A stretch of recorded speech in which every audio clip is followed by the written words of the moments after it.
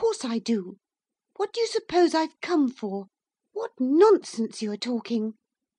"I hope that you will still continue to consider it nonsense by the time this little adventure's done."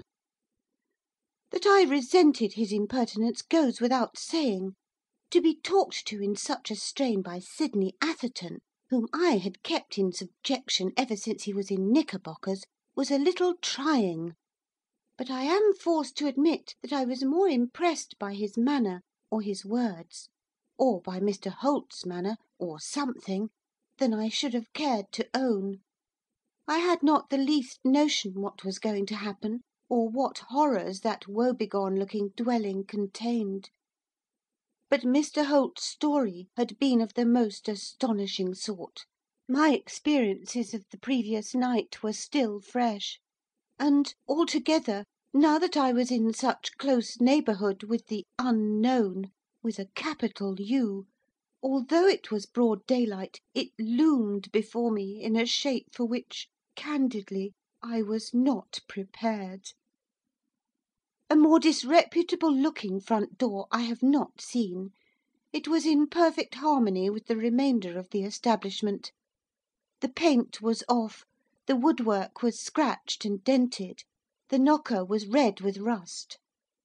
When Sydney took it in his hand, I was conscious of quite a little thrill. As he brought it down with a sharp rat-tat, I half expected to see the door fly open, and disclose some gruesome object glaring out at us. Nothing of the kind took place. The door did not budge. Nothing happened. Sydney waited a second or two, then knocked again. Another second or two, then another knock. There was still no sign of any notice being taken of our presence. Sydney turned to Mr Holt. "Seems as if the place was empty." Mr Holt was in the most singular condition of agitation. It made me uncomfortable to look at him. "You do not know, you cannot tell. There may be someone there who hears and pays no heed." "I'll give them another chance." Sydney brought down the knocker with thundering reverberations. The din must have been audible half a mile away, but from within the house there was still no sign that any heard. Sydney came down the step. "I'll try another way. I may have better fortune at the back."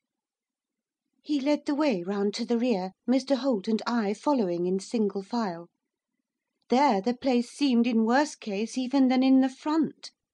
There were 2 empty rooms on the ground floor at the back. There was no mistake about their being empty. Without the slightest difficulty we could see right into them. One was apparently intended for a kitchen and wash-house combined, the other for a sitting-room. There was not a stick of furniture in either, nor the slightest sign of human habitation. Sydney commented on the fact. "Not only is it plain that no one lives in these charming apartments, but it looks to me uncommonly as if no one ever had lived in them." To my thinking, Mr Holt's agitation was increasing every moment. For some reason of his own, Sydney took no notice of it whatever, possibly because he judged that to do so would only tend to make it worse. An odd change had even taken place in Mr Holt's voice. He spoke in a sort of tremulous falsetto. "It was only the front room which I saw." "Very good. Then, before very long, you shall see that front room again." Sydney rapped with his knuckles on the glass panels of the back door. He tried the handle.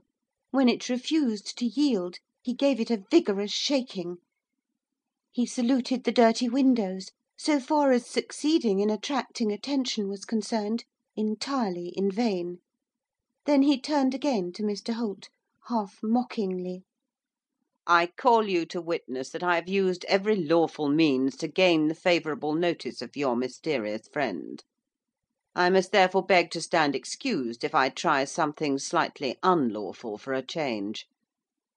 It is true that you found the window already open, but in my case it soon will be." He took a knife out of his pocket, and with the open blade forced back the catch, as I am told that burglars do. Then he lifted the sash. "Behold!" he exclaimed. "What did I tell you? Now, my dear Marjorie, if I get in first, and Mr Holt gets in after me, we shall be in a position to open the door for you." I immediately saw through his design.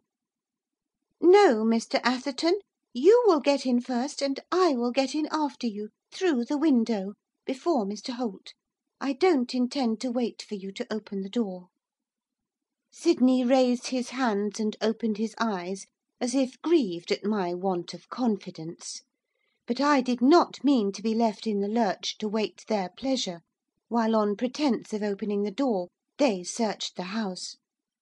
So Sydney climbed in first, and I second. It was not a difficult operation, since the window sill was under 3 feet from the ground, and Mr Holt last. Directly we were in, Sydney put his hand up to his mouth and shouted. "Is there anybody in this house? If so, will he kindly step this way, as there is someone wishes to see him." His words went echoing through the empty rooms in a way which was almost uncanny. I suddenly realised that if, after all, there did happen to be somebody in the house, and he was at all disagreeable, our presence on his premises might prove rather difficult to explain. However, no one answered. While I was waiting for Sydney to make the next move, he diverted my attention to Mr Holt. "Hollo, Holt, what's the matter with you? Man, don't play the fool like that." Something was the matter with Mr Holt. He was trembling all over, as if attacked by a shaking palsy. Every muscle in his body seemed twitching at once. A strained look had come on his face, which was not nice to see. He spoke as with an effort. I'm all right. It's nothing." "Oh, is it nothing? Then perhaps you'll drop it. Where's that brandy?" I handed Sydney the flask. "Here, swallow this." Mr Holt swallowed the cupful of neat spirit which Sydney offered, without an attempt at parley. Beyond bringing some remnants of colour to his ashen cheeks, it seemed to have no effect on him whatever. Sydney eyed him with a meaning in his glance which I was at a loss to understand. "Listen to me, my lad. Don't think you can deceive me by playing any of your fool tricks. And don't delude yourself into supposing that I shall treat you as anything but dangerous if you do. I've got this." He showed the revolver of papa's, which I had lent him. Don't imagine that Miss Linden's presence will deter me from using it. Why he addressed Mr Holt in such a strain surpassed my comprehension. Mr Holt, however, evinced not the faintest symptoms of resentment. He had become, on a sudden, more like an automaton than a man. Sydney continued to gaze at him, as if he would have liked his glance to penetrate to his inmost soul. Keep in front of me, if you please, Mr Holt, and lead the way to this mysterious apartment, in which you claim to have had such a remarkable experience. Of me he asked in a whisper. "Did you bring a revolver?" I was startled. A revolver? The idea! How absurd you are!